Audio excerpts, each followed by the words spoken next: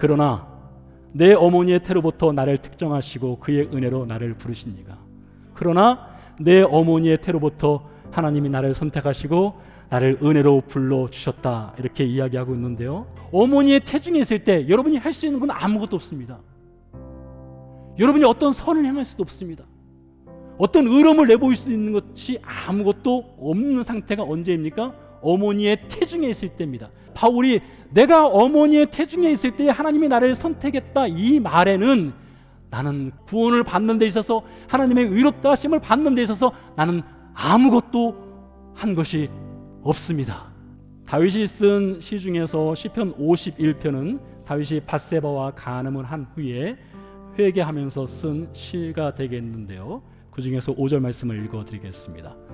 내가 죄악 중에서 출생하였으며 어머니가 죄 중에서 나를 잉태하였나이다.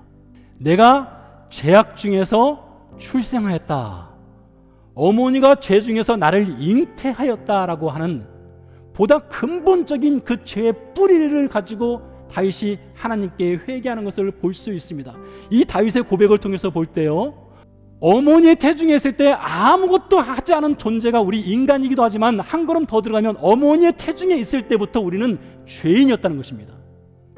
우리는 죄인으로 잉태되었고 죄인으로 태어나고 죄인으로 살다가 죄인으로 죽는 인생이었다는 것입니다.